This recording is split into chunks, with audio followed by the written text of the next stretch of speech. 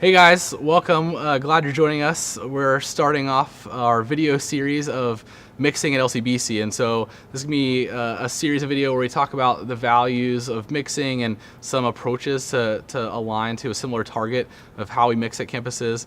And so we're real excited about doing this. One of the reasons we're doing it is just the growth of LCBC. It's been getting difficult to get around and to observe and coach campuses on how to mix and some suggestions to improve mixes. And so really want to try to get everyone on the same page, and we thought that doing a video series would be the best way of doing that, instead of kind of writing an outline and having everyone read step by step of improving the mix. So to do that, we brought Jason Heitmann along for the ride, and so real glad to have you here, Jason. Good to be here. Glad to be a part of it. And Jason's been around LCBC for about 7 or 8 years now, mixing for us here at Manheim, and has also been a part of coaching at campuses, going around and observing what things sound like and what areas we can improve on. And so have really appreciated Jason's feedback at campuses, and so thought it'd be great to have his voice into this process as we talked about mixing. So the kind of first topic we wanted to talk about today was just our values, of maybe the broad view of what we take about mixing at LCBC. And I think one of the topics that came up as we thought about this process was our goal as front of house operators and engineers is really to help people sing. And I think there's ways that we can go about making that happen. And so Jason, as you're thinking about mixing, like, what are some of the things that you do to potentially have the congregation help them sing? Well, I mean, one of the things that we talk about pretty often at LCBC is our purpose as front house engineers is just to help people sing.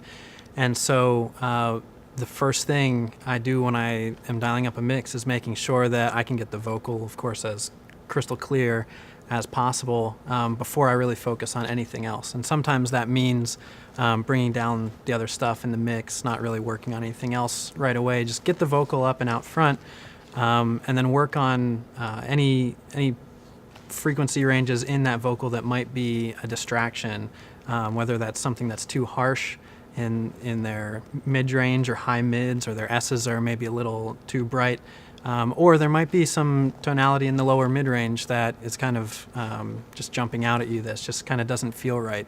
So ultimately just start off with getting that lead vocal right out there, getting it as crystal clear as possible, and then start bringing in and mixing things around that, as opposed to starting off with everything at full level and trying to mix the vocal into it. Yeah, the thing I like about the value of helping our congregation sing is it really does give us an approach of what are we doing to help people sing. And so it's not about just cranking it and having a loud mix, or having the bass guitar or electric guitars rip your faces off.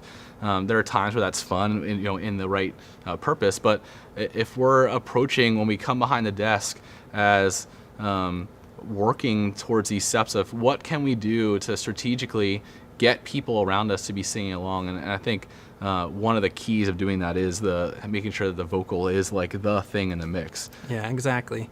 And the other kind of little trick or tip that sometimes I use is, we of course want the front of house engineers to know all of the music before they come to rehearsals, just like the band is expected to know all the music before they show up at rehearsals.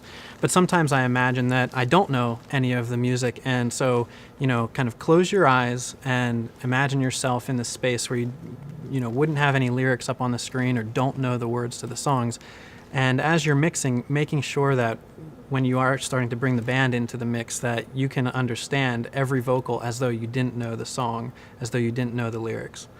So I find that always really helps. If I imagine that I don't know the song and I can make out every single word, every single phrase, even when the band's in at full volume, then I know that I'm in a right place for helping the people that are coming to the gatherings experience that as well. That's great.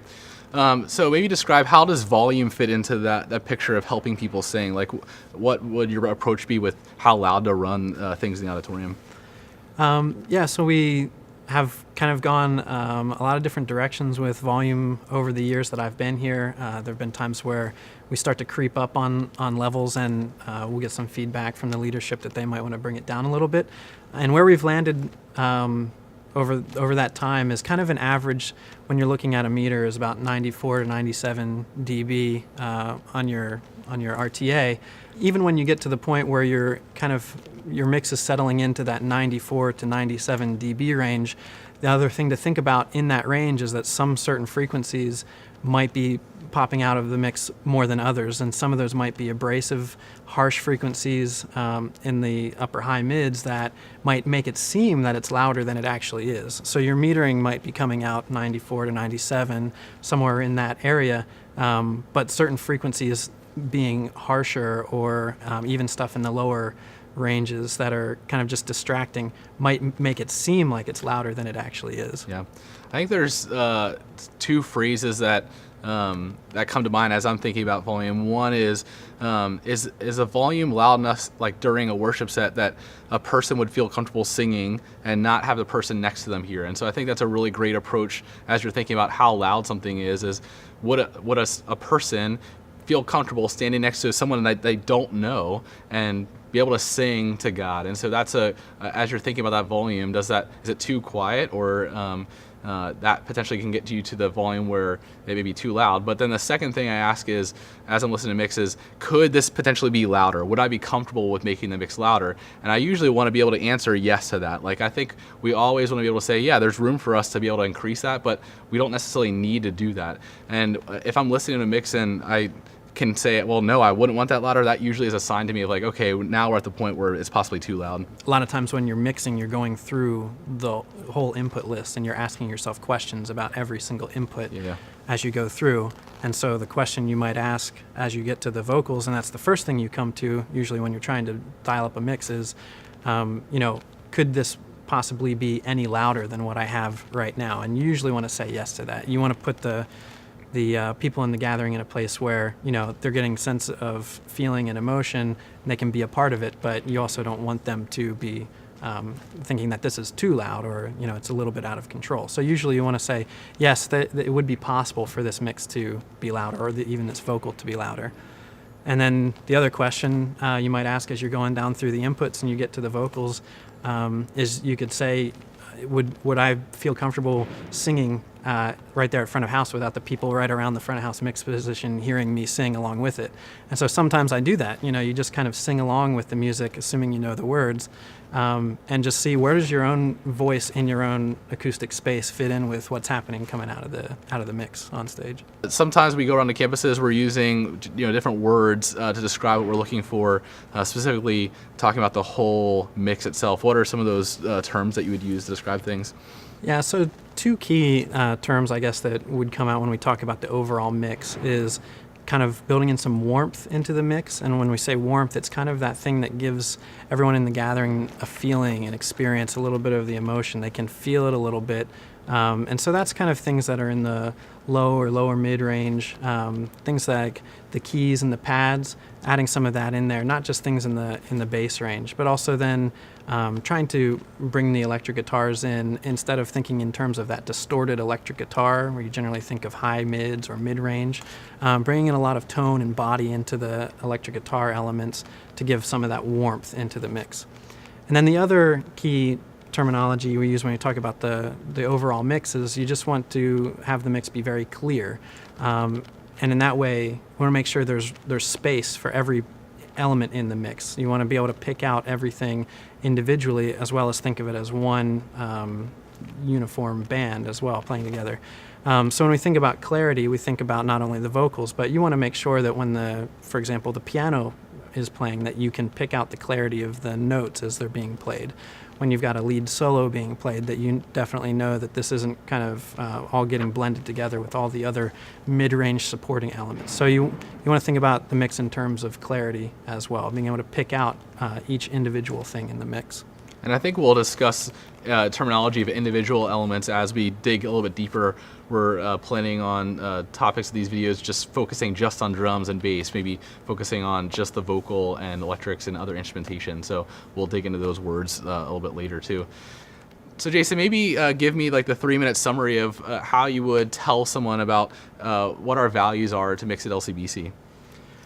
So if I were to come up to someone for the first time mixing at an LCBC campus, I would just say, what we really strive for is excellence. And so we want to always be asking the question, how can we make this better? How can we make this better? And of course, next I would say make sure that vocal is out front and crystal clear. Make sure that you can understand every word that's coming out. And then finally, think of the space around that vocal and how you would build in the rest of the mix into that space, and make sure that you're providing room for the vocal to breathe, and everything around it providing really the feeling and the context, some of the emotion, some of the warmth to that entire mix. Make sure that you've got plenty of power and punch and a lot of those types of characteristics in the mix to provide feeling to people that are in the gathering, make them feel like they're a part of it.